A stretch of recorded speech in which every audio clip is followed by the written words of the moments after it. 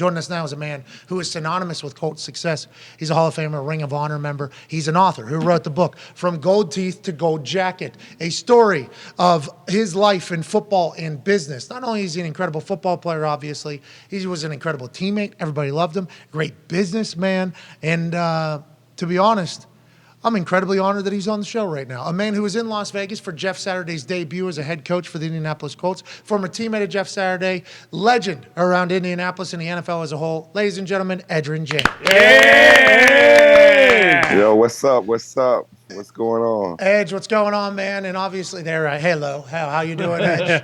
Where are you right now, Edge? You down in Florida? You back home? You've been traveling a little bit. What's going on? I'm in California. So I'm in California. I go back to Florida tomorrow. So been a West Coast run. Okay, so we saw you at the Raiders game, and we'll dive into the football life, which debuts Friday at 9 p.m. on NFL Network. Can't wait for the world to learn more about you. You're one of the most interesting and fascinating people of all time, I think, honestly, but in all good ways, not in bad ways. Everything's good. But let's talk about. I appreciate that. Hey, no problem. Let's go to Las Vegas, though, real quick. Why did you feel like you should go to that game, and what were your thoughts when Jeff Saturday was hired, and what are your thoughts now after 1 week of watching him work, former teammate of yours?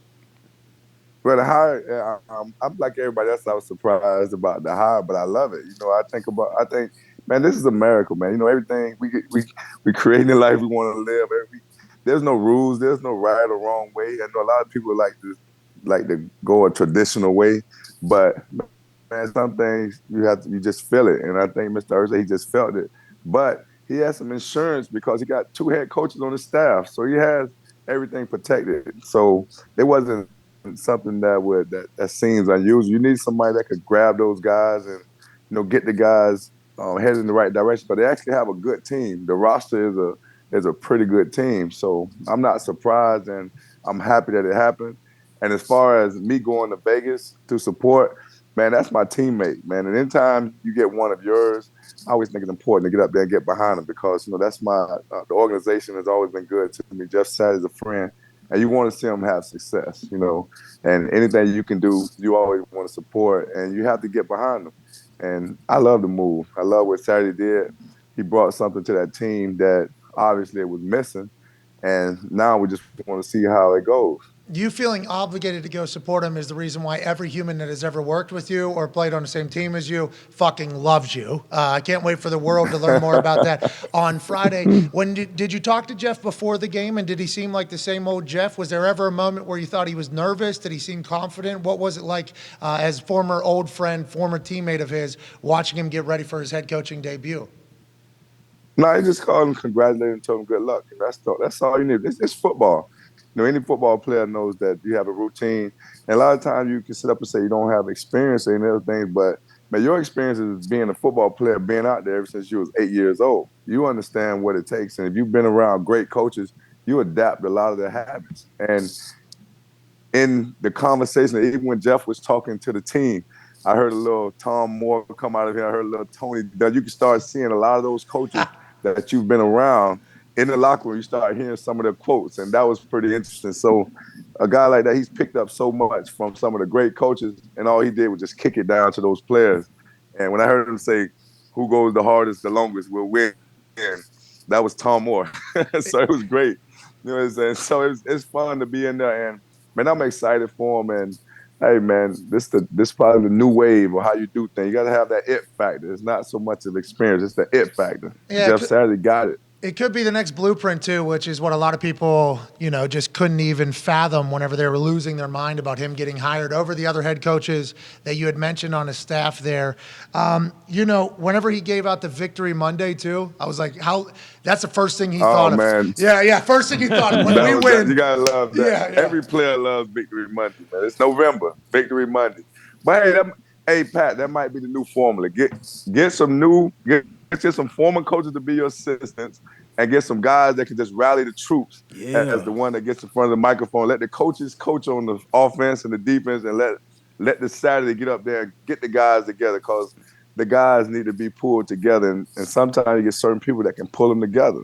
And Saturday reaches everybody. And I think that's what Jeff was known as a player. I was there towards the tail end of the run. Never got to be teammates with yours, which is a damn shame because the stories I hear, you're fucking legendary, dude. You need to know that you already Man, know we that. have fun, man. Yeah. You gotta have fun. Don't lock good, all type of shit. Yeah, you gotta have fun. Yeah, I've heard that. Does the NFL life dive into that a little bit, or what do you think?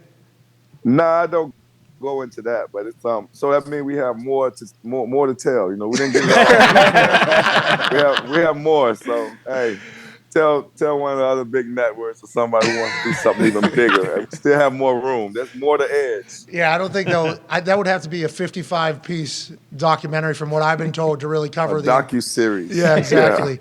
Yeah. What is it about Jonathan Taylor you think that makes him a great running back, and why do you think he came back this week? Is that all offensive line? Is it him getting confident again? Is it the way Jeff had strategy? And do you talk to Jonathan Taylor much? He just won AFC Offensive Player of the Week. Yeah. Had a baby, first time all year. We're happy for him. What is your relationship with him like, and why do you think he had such a big weekend? Well, Jonathan Taylor, he's a football player. He loves the game. That's the one thing that stands out. He loves the game. I talked to him a little bit before the game, and you can see he's into it. He's studying his plays. He's making sure he's going over all the things that he needs to for the game, and that's always a good sign. He's not just going out there reacting. He's actually preparing. And I think that ankle injury just held him back a little bit in the previous games, and then he knew it's time to get out there. And one thing they did that stood out to me was they simplified everything. And when you simplify, you just play and react, you're going to play faster, you're going to play better. And I think that's what a lot of people don't really understand that happened this past week with the coach. They simplified things. Jeff Saturday, he went in there just, hey, let's just get down to what we need to get down to, simplify it, and let's just let your talent do what your talent is supposed to do. Less thinky, more athlete takeovery. Right. That's what Sirianni said in his opening press conference with the Philadelphia Eagles. He said, my motto is less thinking, more athlete takeovery. And everybody was like, this guy's a fucking doofus. And then it was like, nah, why go get a great player and then you make him have to do all this thinking? Let him just do what he does. That's the game. The game is not as complicated as people make it. If I'm better than you, I'm going to show you I'm better than you. But if I have to think about all these different things I have to do, you have an advantage. Yeah, well, why don't you be? Hey, you're going to be shit. You got too many jobs. You got too many hats already, including an incredible father. I want to have fun. I want to have fun. I don't want the stress part of the job. Yeah, it's hard to have a good time whenever you're the head coach, because at some point an L is coming and they're going to expect you to be miserable all the time, regardless or not. D-Bud has a question for you, Edge. Hey, Edge, what's up, man? What up? What's happening? Obviously, great football player on the field, and they'll dive into that more on Friday. But off the field, you've been incredible business-wise. Was it somebody, who showed you a bunch of game and kind of brought you under the wing, or was that more trial and error for you once you transition out of the game, which is tough for guys? A lot of trial and error, and I love the business game. It's just another sport, but this one don't end. You can't get fired from this one. You can't get too old for this one. This right here is forever, So, and I love that game, and it's something exciting, and every day, it's game on every day. You gotta love it. Do you enjoy the negotiations and all that? What type of? Because I know. Hey, I thought one of your businesses was going to hold the gold jacket from you, but instead it's blossomed. You made a bunch of money off it, and you got into Hall of Fame. But you have a diverse portfolio of businesses that you're into. Is it just every day kind of open mind, whatever shows up, or do you have like set blueprints on what you're trying to follow, where you're trying to get to? I think it evolves around free time and fun. Things that you're having fun, things you don't mind doing.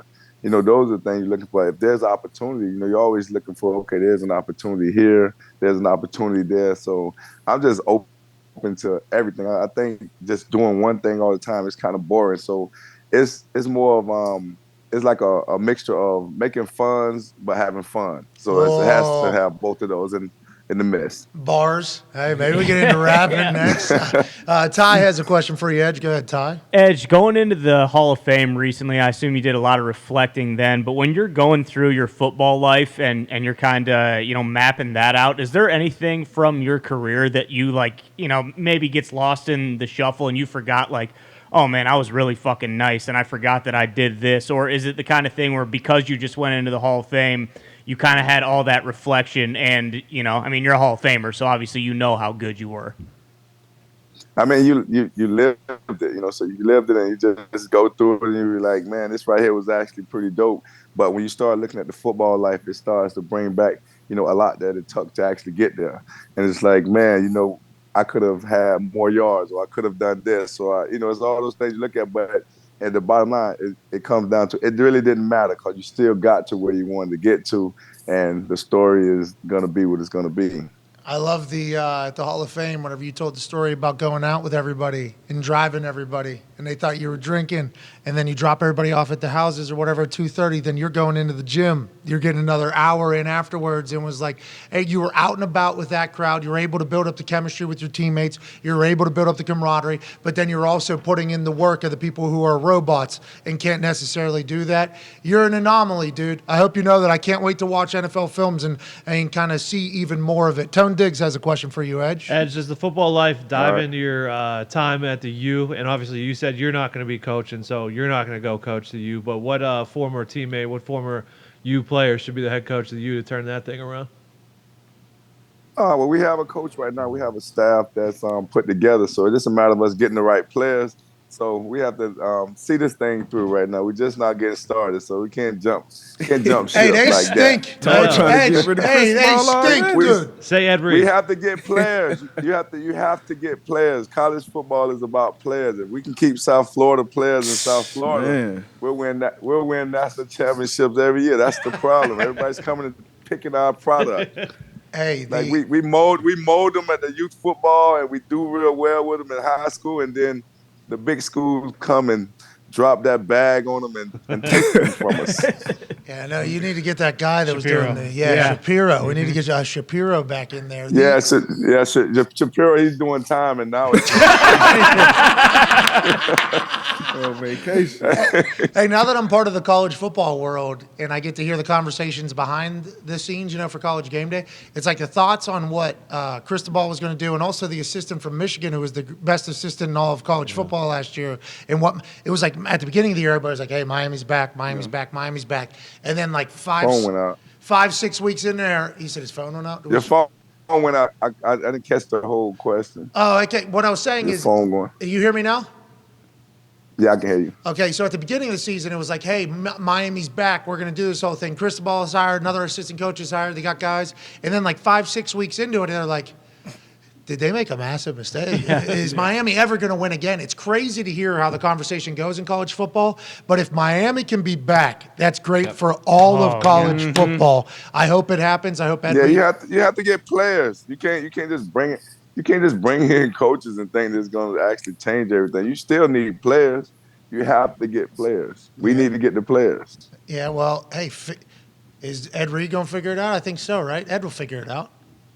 Well, Ed's a great football mind. So you have a bunch of football people on there. You have people that knows the game inside out, but you don't have the people that know how to do the things that it takes to be great. So once you get those type of players, then it all come together. But as long as you have one without the other, University of Miami will still have the same issues. All right, let's figure that out. Let's get both sides together. Come on, yeah. Connor, your question for Edge. Edge, it feels like this year more than ever, there's a lot of debate going on about the grass versus turf fields. Did you feel strongly about that at all while you were playing, and do you prefer playing on grass like it seems most players do? I really don't. And this is me personally. I come from Immokalee, Florida. We don't really have much. So grass, football, concrete, dirt, mud, it doesn't matter. Football, I'm talking about, it's about bottom line. Like, I used to play that. It's like playing the game. Like, man, we're warriors, man. So whatever they put out there, I'm gonna make it work. I think I watched on your Instagram at Edgerrin James, which is an incredible follow. You going back to your home where you were born and raised, and then that field that was out in front of where all the house where you stayed, I think, and that whole thing. Is that a lot of the NFL life? Were you filming that? And those were the things that I was seeing on your Instagram. Was it a football life that was being filmed? And is that a part of the? No, it wasn't. It wasn't. But they saw some of it and they used some of it, so it actually worked out. But that was It all came together. So we was a little bit ahead of our time. Yeah, you were like filming it. He was like shooting a bunch of stuff for his Instagram. It was like high level shit was being shot. And I'm like, what's going on here? And then we thought there was a potential doc, and now the Football Life's coming out. It's like, you have a bunch of footage already that I assume they wouldn't be able to get. I can't wait for Friday night. I can't thank you enough for joining us. I hope life is good over there on the West Coast and safe travels back to Florida. All right, man. Thanks for having me. Anytime, man. Hey, you're a fucking author too, dude. Let's not, you know what I mean? You're writing books, That's dude. what I'm talking about. Now we need to win. Now we need to win an Emmy. I can be an author, an Emmy, and then I'm out here doing a little acting roles. So Oh! All right, Edge, do your thing, ladies and gentlemen. Edgerrin James. All right, thanks for having me. Thank you. Hilarious human. Yeah.